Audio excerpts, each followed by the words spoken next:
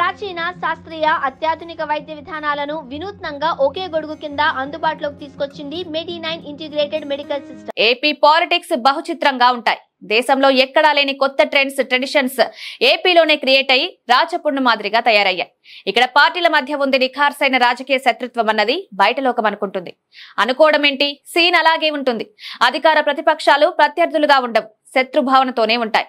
ఒకరినొకరు కలుసుకోరు, పలకరించుకోరు. రాజ్ భవన్ లో జరిగే ఎట్ హోం పార్టీలలో కూడా ఎదురుబొదురుగా తారసపడరు.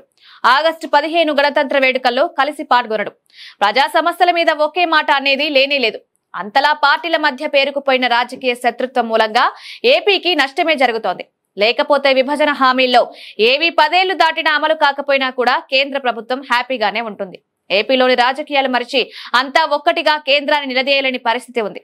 ఈ రకమైన పరిస్థితులను వినియోగించుకుంటూ కేంద్రంలో బీజేపీ తన పాలనను హాయిగా సాగిస్తోంది. ఎవరు ఏపీ నుంచి గెలిచినా 25 మంది ఎంపీలు బీజేపీ ఖాతాలోనే అన్న రాజకీయ విశ్లేషకుల మాటలే నిజమన్నట్లుగానే పరిస్థితి ఉంటోంది. మరోవైపు 2014 నుంచి 18 దాకా బీజేపీ టీడీపీతో పొత్తులో ఉంటేనే జగన్ తోనూ పరోక్ష స్నేహం నెరిపిందన్నది. ఆ తర్వాత 2019 నుంచి 24 వరకు వైసీపీ బీజేపీల మధ్య తెర వెనుక బంధం ఉంది. అప్పుడు టీడీపీని సైజ్ చేసినట్లుగా ఉంచినా చివరికి మళ్లీ ఆ పార్టీతోనే బీజేపీ దోస్తీ కట్టి 2024 ఎన్నికల్లో గెలిచింది. ఇప్పుడు కూటమి బయట జగన్ ఉన్నారు.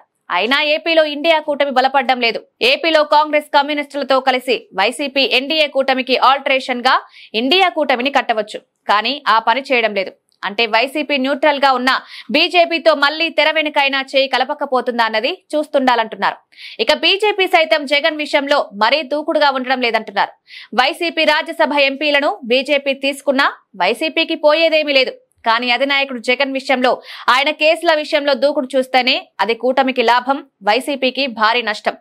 ఆ పని బీజేపీ పెద్దలు చేసి పెడతారా అన్నదే చర్చగా ఉంది. కూటమి అధికారంలోకి వచ్చి 9 నెలలు గడిచిపోతున్నాయి. జగన్ మళ్లీ జనంలోకి వస్తున్నారు. ఆయన మీద కేసులు చాలానే ఉన్నాయి. వాటికి ముందు బెయిల్ మీద ఉన్నారు. ఏదైనా టెక్నికల్ ఇష్యూతో ఆయనను ఇబ్బంది పుట్టవచ్చు. అలా చేయాలన్నది కూటమిలోని పార్టీల కోరిక. ముఖ్యంగా టీడీపీ మద్దతుదారులు, అభిమానులు అదే కోరుకుంటున్నారు. కానీ బీజేపీ అని చేస్తుందా అన్నదే చర్చ. ఇక్కడ కూటమికి యాంటీగా జగన్ ఉండడం అంటే బీజేపీకి కూడా ప్రత్యర్థే.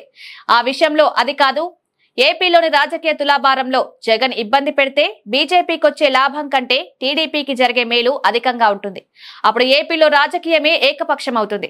ఆ విధంగా చేయడం వల్ల టీడీపీ ఫుల్ ఫ్రీడమ్ తో ఏమైనా నిర్ణయాలు తీసుకుంటే అప్పుడు తమకు ఇబ్బంది కదా అన్న ఆలోచనలు ఏమైనా బీజేపీ పెద్దల్లో ఉన్నాయన్న పుకార్లు కూడా షికారు చేస్తున్నాయి. అందుకే ఇద్దరు బద్ధ శత్రువులు ఒకరికొకరిగా ఎదురు నిలిపిన తనదైన రాజకీయం ఏపీలో బీజేపీ చేస్తూ రాజకీయ పంట పండించుకుంటోంది.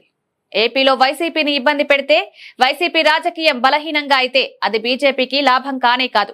వైసీపీ ఓటు బ్యాక్ అంతా తిరిగి కాంగ్రెస్ కు మల్లుతుంది. అప్పుడు కాంగ్రెస్ బలోపేతమవుతుంది. ఆ విధంగా కాంగ్రెస్ ఏ రాష్ట్రంలో బలోపేతమైనా జాతీయ స్థాయిలో తమకు తలపోటుగా మారుతుంది.